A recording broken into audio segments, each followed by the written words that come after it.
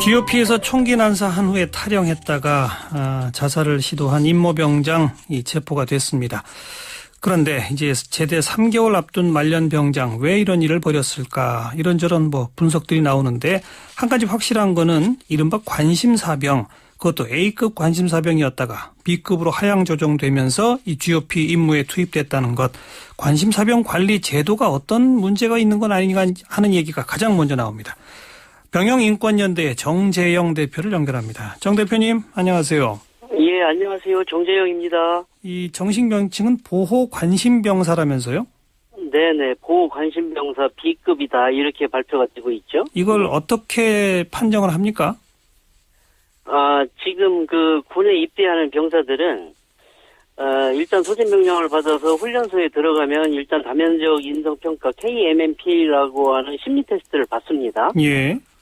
그리고 그렇게 받고 나서 이제 자대에 배치가 되고 나면 또 한 번 받아요. 예. 근데 이걸 주기적으로 받아서 적게는 2번에서 3번, 많게는 4번까지 받고 전역을 합니다. 복무기간 통틀어서? 그렇죠. 예. 그러니까 입대하자마자 그리고 자대 배치 직후 2번이 그때 실시가 되는군요. 그렇죠. 그래서 이제 그렇게 해서 그 테스트를 받으면 예. 그 테스트의 결과가 2가지로 나와서 그 부대에 통보가 됩니다. 예.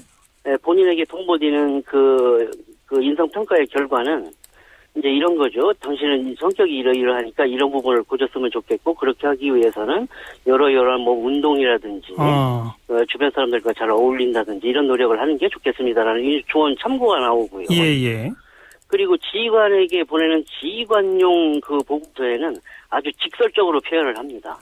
예를 들어서 이 인원은 굉장히 고도의 위험군에 속하는 병사이기 때문에 어떤 일을 저지를지 모르니까 빨리 어떤 즉각적인 조치를 취해야 된다라고 직설적으로 표현을 하죠. 그러니까 본인에게는 그런 내용을 통보하면 사실 안 되는 거죠. 그렇죠. 예, 그래서 이게 A, B, C 등급으로 나뉜다는데 A 등급은 어떻고 B는 뭐고 C는 뭡니까? A 등급은 이제 쉽게 얘기하면 자해 사망의 위험성이 아주 급격하게 높은 고도의 위험군을 얘기하고요. 예. 예, B 등급은 그거보다 좀 낮은 정도. 예. C 등급은 이제 좀 정신적으로 좀 이렇게 안정돼 있지 않은 상태, 이렇게 보시면 될 거예요. 그 A, B, C 등급으로 분류되는 사병이 전체 사병의 몇 프로쯤 됩니까? 지금 그 국방부의 발표대로 하자면 보통 사단 기준으로 했을 때 인원을 10,000명으로 봤을 때 대략 한 1,800명이라고 하니까 18%에서 20% 장교까지 포함하면 보통 20%가 이제 보호관심 정신건강 상태가 그렇게 양호하지 못하다 이렇게 보고 있는 것 같아요. 예. 그런데 무슨 그런 심리 테스트 얘기만 좀 듣고 이런 걸 가지고 이게 제대로 판단이 될까요? 그래서 이것을 항상 정신적인 문제가 있는 환자들을 대면하는 임상의들은 이 심리 테스트를 통해서 진단하는 것의 효용성에 항상 의문을 가지고 있는 편이고요. 예. 반면에 심리학을 연구를 하시는 학자분들은 객관성을 상당히 신뢰하는 그런 입장을 가지고 있는데. 전문가들도 조금 의견이 다르군요. 그렇죠. 그런데 저희 이제 병영인권연대에서는 이제 실제적으로 자해 사망하는 병사들을 상대로 해서 원인 동기들을 조사를 하다 보니까 이게 상당히 굉장히 아주 정확하더라는 얘기죠. 그래요? 네. 자해 사망 사고한 병사들 가운데 이른바 관심병사 비율이 몇 프로쯤 됩니까? 거의 99% 이상입니다. 다 A급이에요, 그리고?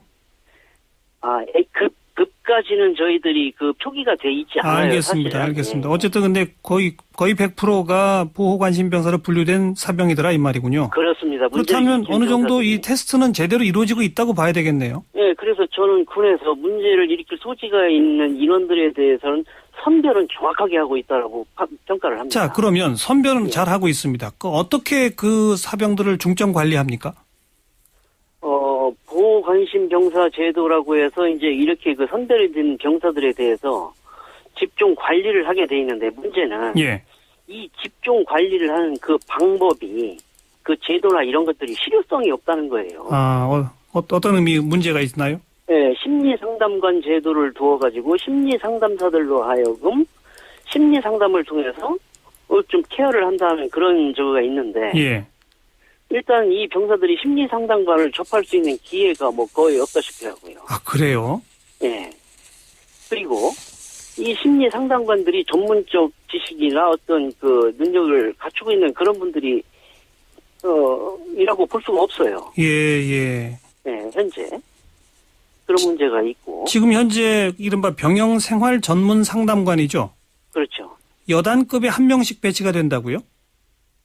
이제 앞으로 그렇게 하겠다고 몇 년 전에 발표를 했어요. 그러니까 2011년 9월 기준으로 해서 심리 상담관이 약 한 96명 정도 있었거든요. 96명밖에 안 돼요? 네, 그런데 그 숫자가 적은 숫자는 아니에요. 왜 그러냐면 예.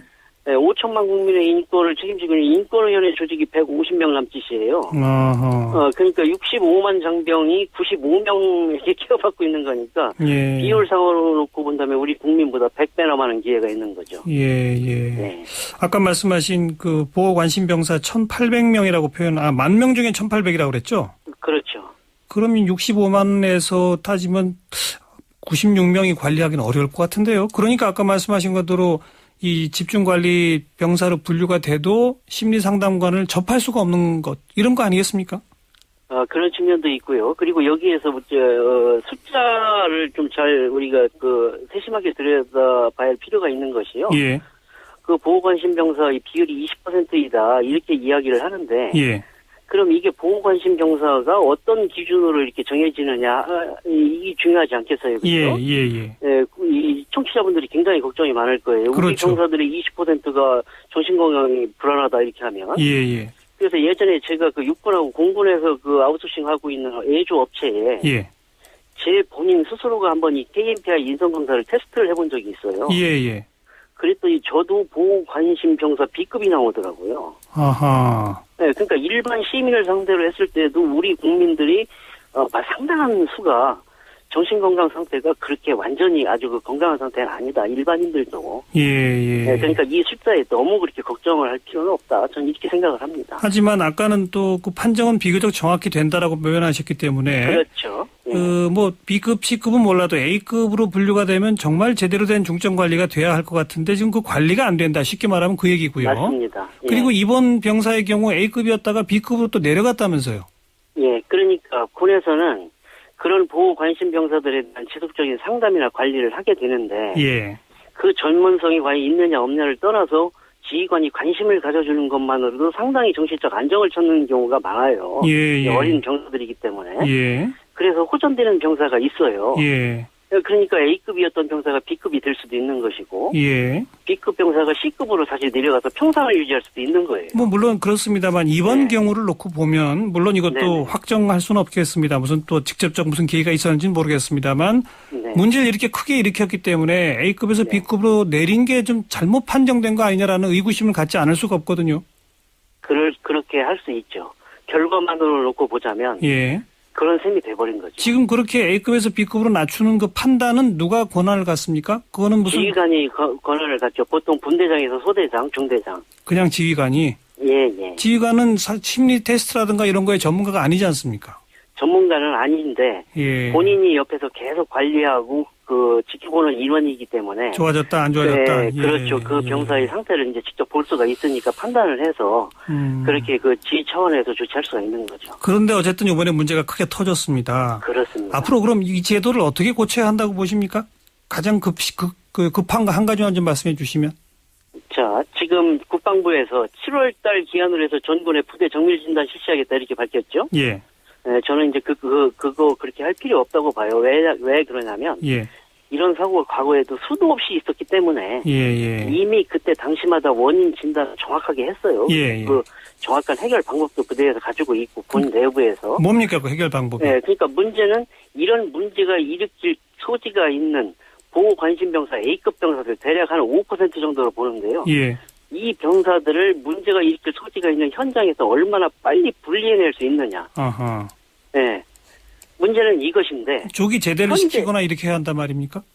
그러니까 그 병사들 그 환경에서 빨리 입달시켜줘야 되는 거죠. 예. 예를 들어서 군 생활을 할 수 없는 복무 부적응자라면. 예. 어떤 절차를 거쳐서 빨리 전역을 시킨다든지. 예. 아니면 그 직무가 맞지 않는다면 다른 보직으로 옮겨줘야 되는데. 예. 그 절차를 기다리고 있던 도중이거나. 아하. 아니면 절차를 착수하는 과정에서 벌써 사고가 나버린 경우가 비일비재하다는 거예요. 예.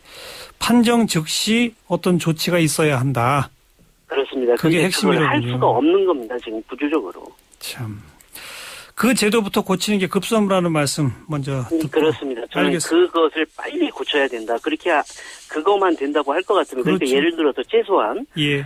대대장 지휘관 정도에게만이라도 그런 권한을 부여를 하고 그렇죠. 그렇죠. 네, 그렇게 해서 사단 차원에서 사단장의 결심으로 그것이 이루어질 수만 이렇게 신속하게 이루어질 수만 있다면 알겠습니다. 지금 현재 일어나는 이런 사고의 거의 대부분을 막을 수 있다라고 그렇게 보는 그건 겁니다. 우리 군 전체를 위해서도 또 그 사병을 위해서도 필요한 일이겠죠. 그렇습니다. 고맙습니다. 네. 병영인권연대 정재영 대표였습니다.